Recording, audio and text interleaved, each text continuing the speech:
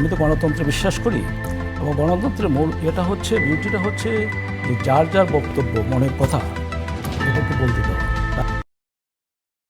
বিসমিল্লাহির রহমানির রহিম। বাংলাদেশ জিন্দাবাদ।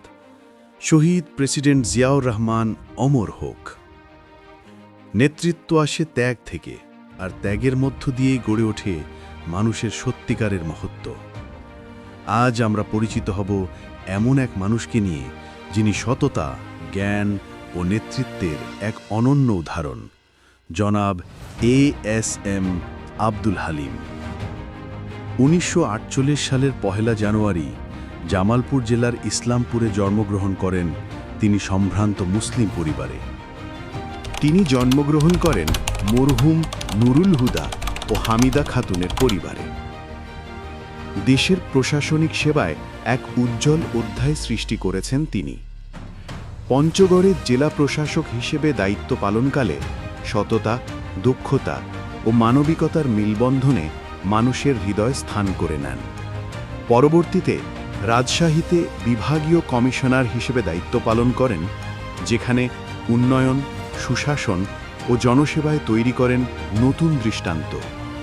তার কর্মদক্ষতা, নেতৃত্ব এবং দেশপ্রেম প্রমাণ করে সত্যিকার দেশসেবক কখনো অবসরে যান না, তারা কেবল নতুন মঞ্চে মানুষের সেবায় নিজেকে উৎসর্গ করেন। শৈশব থেকেই ফুটে ওঠে তার নেতৃত্বের আগ্রহ।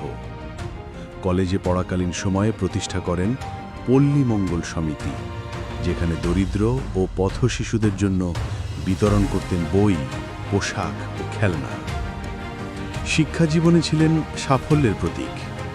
ঢাকা বিশ্ববিদ্যালয় থেকে স্নাতক ও স্নাতকোত্তর সম্পন্ন করেন। পরে ইংল্যান্ডের বার্মিংহাম ইউনিভার্সিটি থেকে ডেভেলপমেন্ট স্টাডিজে উচ্চতর ডিগ্রি অর্জন করেন। East Pakistan civil service EPCS কর্মকর্তা হিসেবে কর্মজীবন শুরু, শেষ হয় দেশের সর্বোচ্চ প্রশাসনিক পদে, গণপ্রজাতন্ত্রী বাংলাদেশ সরকারের মন্ত্রী পরিষদ সচিব হিসেবে। দায়িত্ব পালন করেছেন পাট, কৃষি ও সংস্থাপন মন্ত্রণালয়ের সচিব হিসেবে। ছাড়াও ছিলেন Bangladesh house building finance corporation ও জীবন বীমা কর্পোরেশনের চেয়ারম্যান। যমুনা ব্যাংক ও সাধারণ বীমার দায়িত্ব পালন করেছেন এবং নন ফর্মাল এডুকেশনের মহাপরিচালক হিসেবেও। শহীদ প্রেসিডেন্ট জিয়ার সান্নিধ্যে অংশ নিয়েছিলেন খাল খনন প্রকল্পে। নিজ হাতে কোদাল তোলেন জনতার সঙ্গে কাঁধে কাঁধ মিলিয়ে। ঝালকাঠিতে 7 মাইল দীর্ঘ ধানসিঁড়ি নদী খনন করে খুলনা বিভাগে প্রথম স্থান অর্জন করেন।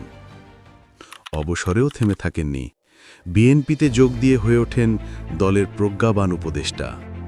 হাজারো দরিদ্র মানুষের পাশে দাঁড়ান, খাদ্য, বস্ত্র ও আশ্রয় দেন। যমুনা নদীর ভয়াবহ ভাঙনে মাত্র 48 ঘন্টার মধ্যে বালুর বস্তা ডাম্পিং শুরু করেন। শত শত পরিবারকে নদী থেকে রক্ষা করেন।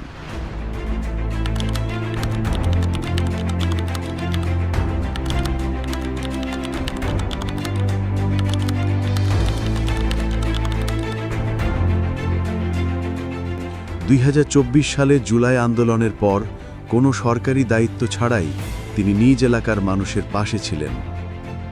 ইসলামপুরের মানুষ বলছে, স্বাধীনতার পর প্রথমবার আমরা এমন একজন শিক্ষিত, সৎ ও দুর্নীতিমুক্ত নেতাকে পেয়েছি, যিনি আমাদের নিজের মনে করেন।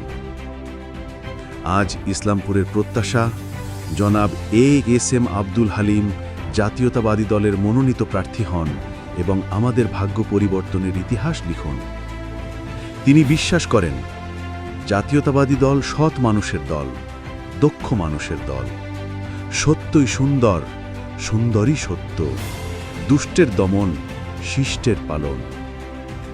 জনতার নেতা, সততার প্রতীক, দেশপ্রেমের প্রেরণা, জনাব ASM আব্দুল হালিম।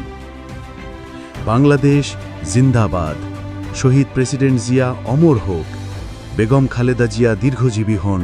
তারেক রহমানের নেতৃত্বে জাতীয়তাবাদ চিরজীবী হোক।